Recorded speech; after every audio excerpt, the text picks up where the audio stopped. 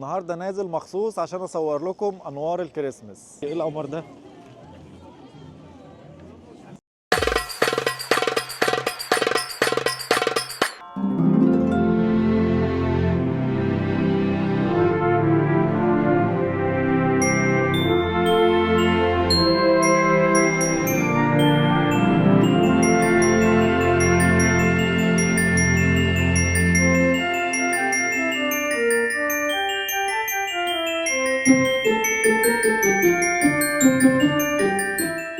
فكنت حابب احكي لكم يعني عن زمان. بصراحه انا انوار الكريسماس لما بشوفها بترجعني فوق ال 20 سنه لورا، 30 سنه لورا.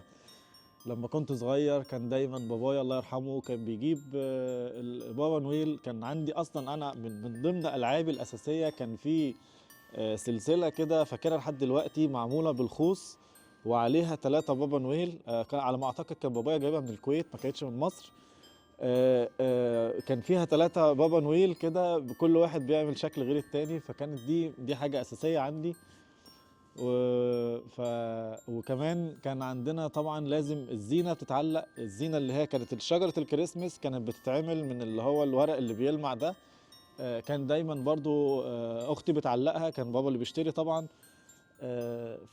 فطبعا دي حاجة أنا يعني إيه، بفتكر كده أيام جميلة. وكان في سكينة ما بين الشعب المصري كله والشعب العربي كله بصراحة يعني. فنفسي الأيام دي ترجع تاني، نفسي ما يبقاش في حروب، نفسي تبقى يعني كل واحد كده عايش مطمن في بيته. وإن شاء الله سنة سعيدة عليكم، وإن شاء الله بأمر الله البيوت كلها تبقى مطمئنة وخير ويا رب يعني يا رب اشوف كل واحد منكم باحسن حال وفي افضل حال وافضل مما هو يتوقع يعني. وكل امنيه وكل حد بيتمناها ان شاء الله ربنا يديله اضعاف اضعاف الامنيه اللي هو بيتمناها.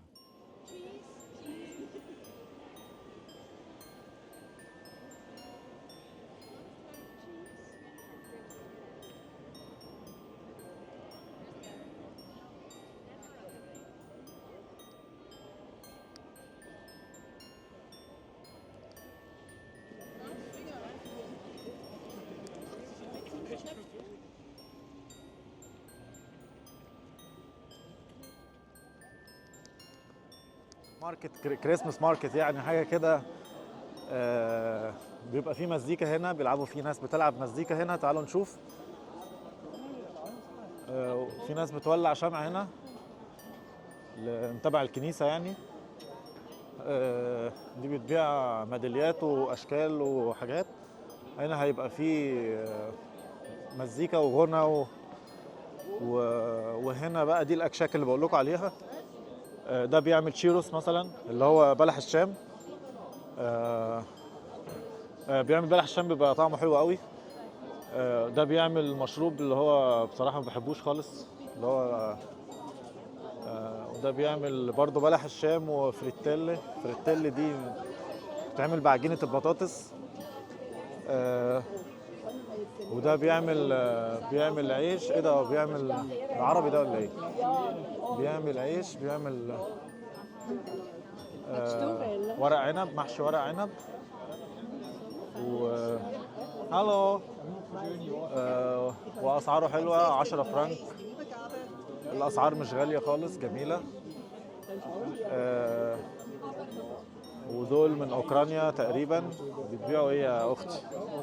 بيبيعوا عيش، بيبيعوا عيش.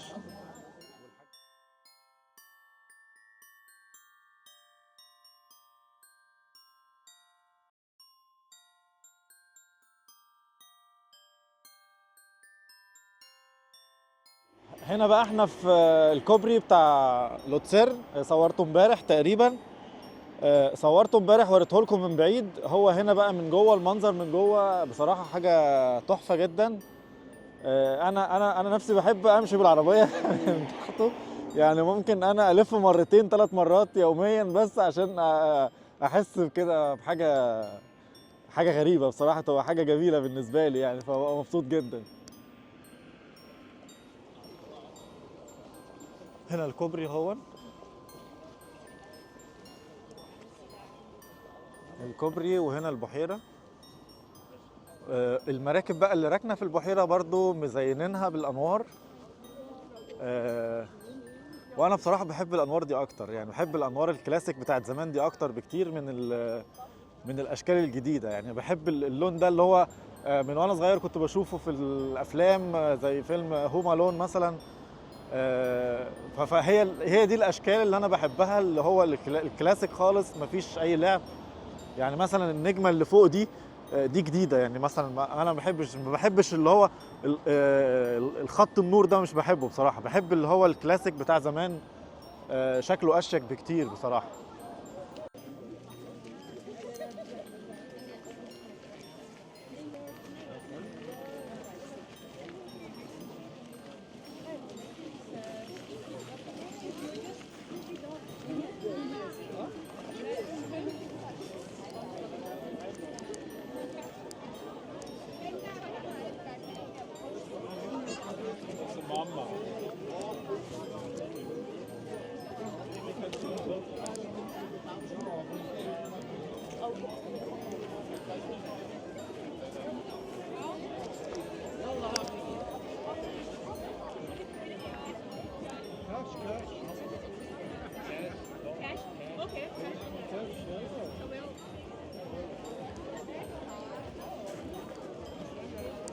اجواء عالميه، اجواء الكريسماس الجميله، الناس اللي قاعده بتتدفى.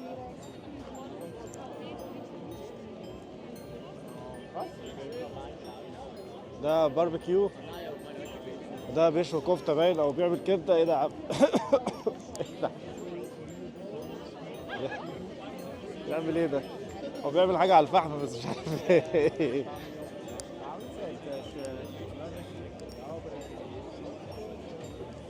دول جماعه قاعدين بيتدفوا. هو سامع. اجواء جميله بصراحه.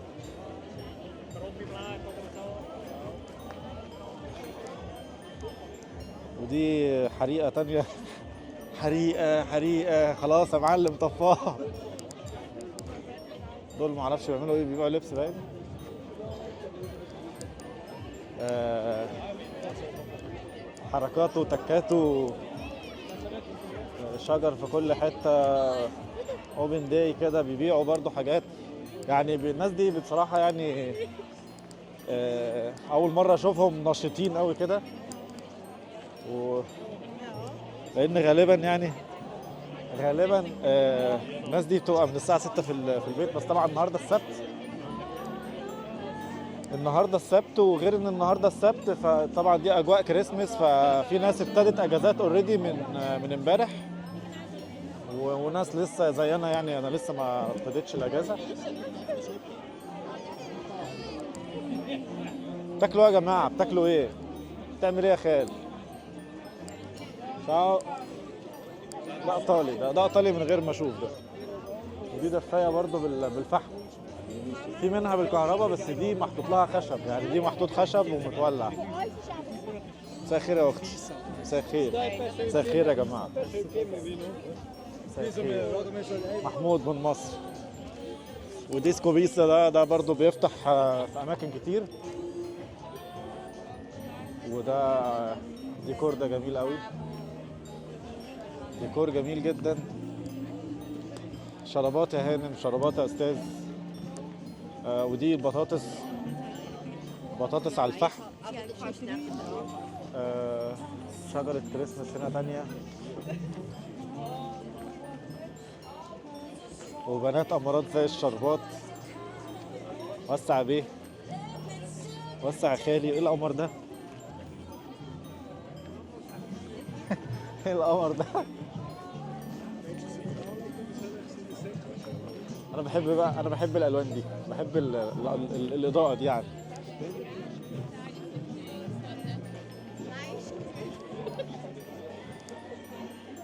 دي خيمه. بتعملوا ايه جوه؟ يالا بتعملوا ايه جوه؟ دي للاطفال. دي خيمه للاطفال، يعني عشان تسيب اطفالك هنا. بتسيب اطفالك هنا، ودي المواعيد بتاعتها. عشان يعني ما يتوهوش بقى، هم يلعبوا هنا وانت تقعد تلف بقى تعمل شوبينج زي ما انت عاوز. ايه القمر ده؟ ايه يا جماعه الحلويات دي؟ اخوكم محمود من مصر يا جماعه، اخوكم محمود من مصر. اهو دي البطاطس اللي قلت لكم عليها بيعملها، بس دي مقليه، دي مش على الفحم دي يا محمد، لا على الفحم اللي هي هنا دي على الفحم، دي مقليه مش حلو، زيت وبتاعه حرقان حرقان. وده بيعمل برجر والديكور ده حلو قوي. تعالوا نبص بس على الديكور الجميل ده، ديكور جميل قوي، دفايات في كل حته بقى والاجواء الجميله بقى اللي هي الايه الكريسماس تايم يعني. عديني يا اختي معلش. Heute zusammen, Entschuldigung. Nein, das nicht. Das kann ich so manchmal gut.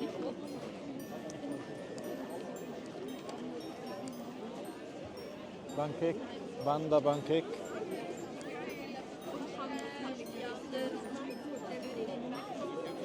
دي عادة اللي مش عايزين نقولهم. ده بيعمل تشيروس.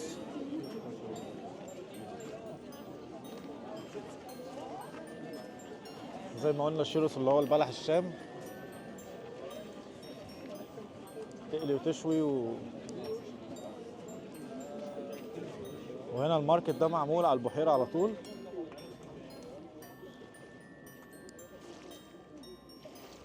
وفي هنا ناس بتعمل نار وبقى وتسهر وكده زي العيد عندنا. تقدر تاخدها من هنا يعني بتفضل شغالة تقريبا لحد الساعة 6 المغرب، لأن دلوقتي احنا في الشتاء، وفي الشتاء الدنيا بتليل بسرعة على عكس الصيف. في الصيف احنا ممكن تبقى الساعة 11 بالليل ولسه السما فيها نور. هنا البط والوز بقى لما بيشوفوا حد ماشي بييجوا يجروا عشان عايزين حد يديهم اكل. بس طبعا هو ممنوع ان انت تاكلهم. هنا شكل القمر الهلال جميل قوي، معرفش باين ولا لا في معرفش يعني الكاميرا هتجيبه بالشكل اللي انا شايفه ولا لا، لان الشاشه صغيره فانا مش شايف. بس بصراحه يعني منظر بمليون جنيه، ولان مليون جنيه مبقاش ليها ثمن دلوقتي، بس منظر غالي قوي. اوتيل شفايسر هوف، وده تقريبا كل اسبوعين بيغير الديكور بتاعه. بيعمل دايما ديكورات جميله جدا بصراحه. وطبعا هو يعني من اقوى الفيو اللي هو يعني اقوى فيو واخده في مدينه لوتسيرن هو الاوتيل، لانه بيطل على البحيره على طول يعني. طبعا الليله فيه بارقام خياليه. بس كان في وقت الكورونا، يعني انا كنت من الناس المحظوظين اللي عرفت اعمل الحركه دي. ايام الكورونا كانوا عاملين، كان في قانون هنا طالع في سويسرا، ان انت عشان تاكل في مطعم، في مطعم الاوتيل مثلا، عشان تاكل جوه المطعم دون لازم تبقى انت اوريدي نزيل في الاوتيل. فالاوتيل عمل حاجه كده جميله، ان هو الليله ب 50 فرنك، وطبعا ده كان رقم رمزي جدا، وكان ممكن اصلا ما ياخدش منك ال 50 فرنك، بس عشان يتسجل عنده تتسجل عنده يعني على السيستم ان انت نزيل في الاوتيل، فمن حقك ان انت تخش وتاكل في المطعم عادي. طبعا انت هتدفع في المطعم اكتر من كده، بس هو كانت الفكره ان انا كنت حابب بس ان اطلع الاوضه واشوف الدنيا فيها ايه يعني. هنا بقى ده شجر الكريسماس يا جماعه، ده للبيع. الشجره بحوالي ب 15. انت بقى بتاخدها تحطها في البيت عندك وتزينها. طبعا الزينه يعني الشجره من غير زينه، انت بتاخدها انت البيت عندك وتبتدي بقى انت تزين فيها يعني. اضواء المدينه، صقيع صقيع.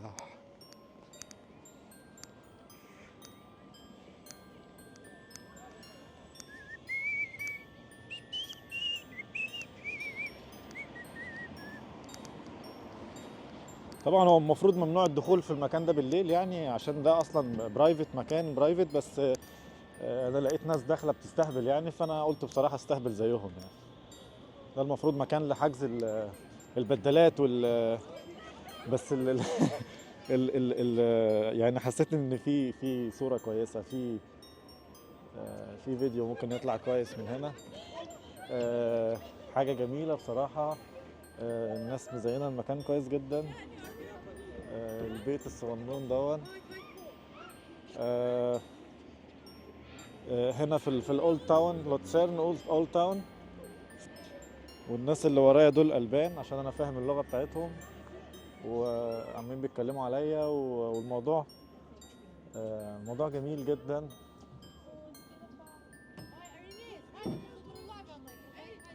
يعني حاجة بجد جميلة. وهنا هنا البط.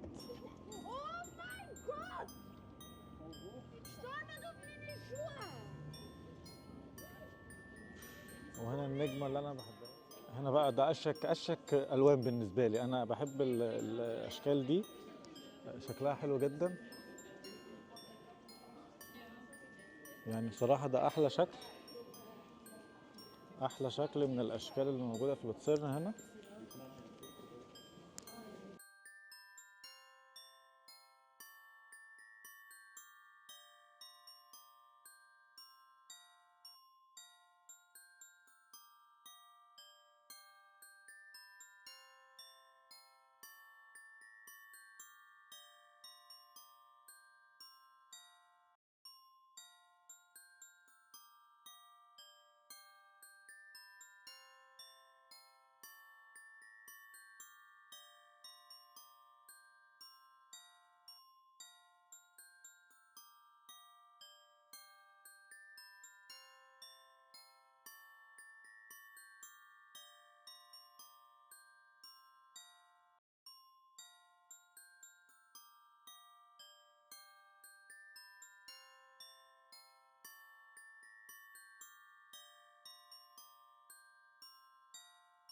هنا برضو البيت ده عامل لايت كلاسيك قوي.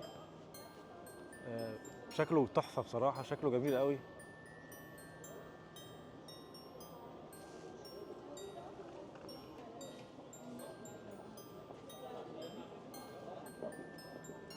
Und das ist halt unglaublich. Weißt du, wie wenn du.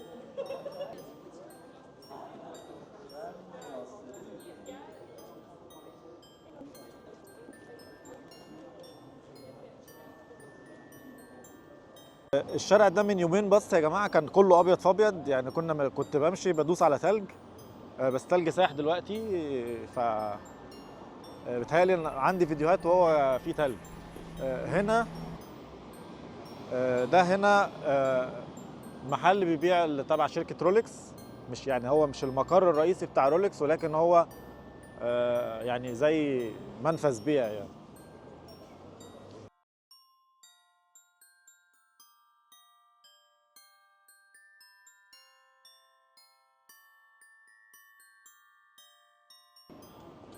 هنا بقى الفيونكات دي الانفينيتي موجودة دلوقتي في الشارع اللي احنا فيه ده.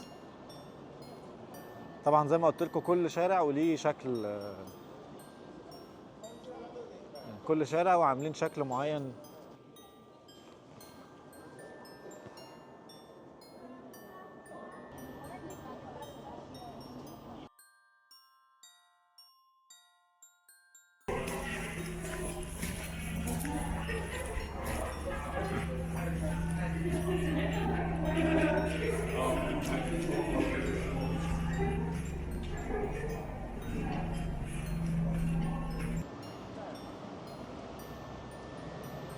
ده بقى كريدت سويس يا جماعة، عامل حاجة تحفة قوي. عامل شكل كده سيمبل خالص بس شكله جميل جدا.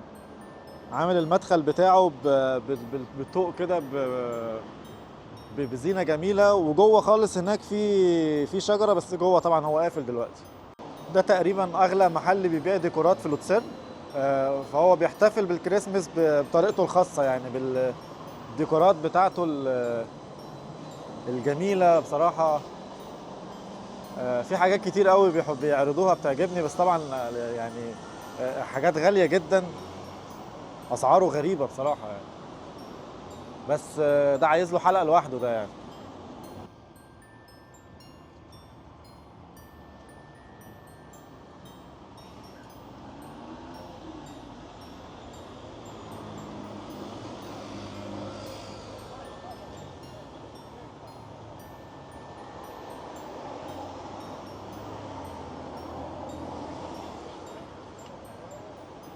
المحل يخطف بصراحة. في حاجات جوه هناك خالص بعيد عليا، بس جميلة. العرايس اللي هي كانت بتاعت زمان العرايس اللي هي بتخوف دي. هنا بقى اللي ورايا دي اكبر شجره في لوتسيرن، دي اللي بتحطها المحافظه نفسها، هم اللي بيحطوها. حاجه كده وهميه يعني، هي كبيره جدا هي، بس عشان انا واقف بعيد، انا واقف على الرصيف التاني عشان اعرف اصور. لكن هي يعني هي طويله جدا، معرفش طبعا بصراحه قد ايه طولها يعني، بس حاجه جميله جدا. وان شاء الله هصور لكم من كذا مدينه كل الشجره الرئيسيه في كل مدينه بتبقى عامله ازاي. هنا ده برضه شارع من الشوارع، عامل شكل تاني خالص، عامل زي نجمة كده وليها خطين.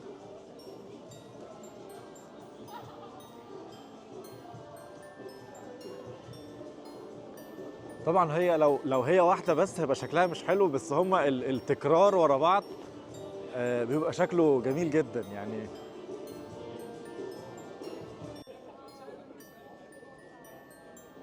طبعا يعني الاضواء، طبعا الكاميرا ما بتبينش طبعا زي ما احنا بنشوف بعينينا، بس الاضواء مبهرة وجميلة آه، يعني تقريبا يعني انا مش عارف ده هو ده بيبقى اجباري من الناس ان هي تزين محلاتها، او ممكن ما يبقاش هو اجباري، بس هو بقى خلاص دي عادات ما ينفعش ان هم يتخلوا عنها. ولكن السنة اللي فاتت كان اجباري ان الناس كلها توفر في الكهرباء، وحتى يعني الحكومة نفسها وقفت في كل الكانتونات، كان ممنوع ان هم يحطوا انوار عشان يخفضوا في الكهرباء. ده كان تقريبا كان وقت حرب روسيا مع اوكرانيا. وزي ما احنا شايفين هنا المطاعم بيعملوا كده يعني، بيتفننوا ان هم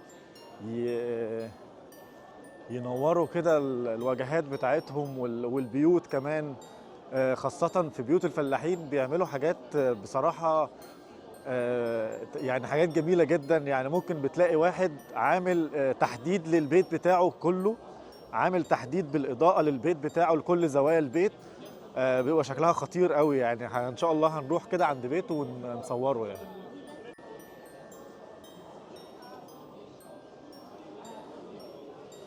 ودي مجموعة شجر محطوطة هنا في المحل دون. ده مطعم هنا بيعمل أكل سويسري أكتر، يعني بيعمل الأكل المشهور في سويسرا. وهو تقريبا هي حاجة المشهورة قوي اسمها فوندي، وهي عبارة عن جبنة بتتسيح وبياكلوها بالعيش، يعني في ليها شوكة كده معينة طويلة، بتحط العيش في الجبنة وبتاكل، ودي من أشهر الأكلات هنا يعني.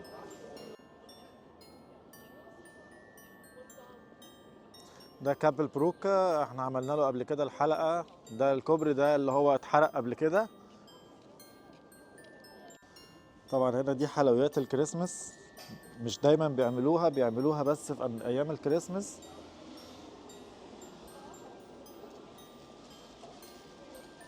وده مجسم لبابا نويل.